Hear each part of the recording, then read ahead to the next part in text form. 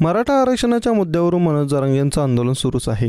सगळे सोयऱ्यांची अंमलबजावणी झालीच पाहिजे ही त्यांची आग्रही मागणी आहे। त्यासाठी त्यांनी सरकारला 13 जुलैपर्यंतचा अल्टिमेटम दिला आहे। दुसरीकडे लक्ष्मण हाकेंनी ओबीसी आरक्षणासाठी उपोषण सुरू केलं। त्यांना उद्देशून मनोज जरांगेंनी महत्त्वाचं वक्तव्य केलं आहे। अंतरवाली सराटीमध्येच आमचं आंदोलन सुरू आहे। मी रुग्णालयातून चाकरवाडीला जाणार आहे आणि पुन्हा रुग्णालयात येणार आहे। मला इथून कुणी जायला सांगितलं नाही, तसंच मी अशा गोष्टी ऐकतही नसतो, असं जरांगे म्हणाले। तसंच लक्ष्मण हाकेंना उद्देशून त्यांनी महत्त्वाचं विधान केलं। लक्ष्मण हाकेंचं बेमुदत उपोषण सुरू आहे। हाके आंदोलन करत आहे म्हटल्यावर सरकारी शिष्टमंडळ येणारच, आंदोलन केलं म्हटल्यावर यावंच लागणार। मात्र दोघांची सारखीच फजिती होणार आहे, लक्षात ठेवा। सरकारने 15 ते 20 वर्ष आम्हाला फसवलं आहे। आजपर्यंत आम्हाला पाणी पाजत होते, आता तुम्हाला पाणी पाजतील, असा सावधगिरीचा इशारा ओबीसी आंदोलक लक्ष्मण हाके यांची भेट घेण्यासाठी सरकारचं शिष्टमंडळ छत्रपती संभाजीनगरमध्ये दाखल झालं।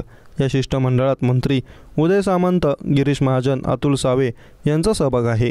छत्रपती संभाजीनगर विमानतळावरून शिष्टमंडळ जालन्याकडे रवाना झालं। हे शिष्टमंडळ वडीगोद्री इथे जाऊन लक्ष्मण हाके यांची भेट घेणार आहे। या भेटीत काय घडणार याकडे संपूर्ण राज्याचं लक्ष लागलं आहे। मात्र त्याआधीच त्यांना सावध राहण्याचा इशारा मनोज जरांगेंनी दिला। आणखी 4 महिन्यांनी काड्या करणाऱ्यांना घरी पाठवणार, 100% घरी पाठवणार, आम्ही आता रडत बसणार नाही, असं म्हणत त्यांनी सरकारलाही इशारा दिला। सगळे सोयऱ्यांची अंमलबजावणी करा ही आमची मुख्य मागणी आहे। आम्ही आता आंदोलन करणार नाही। येत्या निवडणुकीत 288 उभे करू किंवा 288 जणांना पाडू, असंही जरांगे म्हणाले। मराठा आणि कुणबी एकच आहेत। आम्ही आमचं हक्काचे आरक्षण मागतो आहे, ते आम्हाला द्या। सगळे सोयरे आरक्षण देऊन ते उडवण्याचा सरकारचा डाव आहे आणि ते उडवलं जात आहे। सरकार आरक्षण देणार आणि तेच आरक्षण देणार आहेत। आरक्षण देण्याच्या आधी याचिका दाखल झाली होती। पुन्हा मराठ्यांना गोड बोलून डाव साधण्याचा हा डाव आहे। आरक्षण ओबीसीतूनच घेणार, अन्यथा 288 उभे करू, नाहीतर 288 जणांना पाडू। मराठ्यांचं आरक्षण टिकू न देण्याची तयारी गिरीश महाजन यांनी केली आहे, असं मनोज जरांगेंनी म्हटलंय।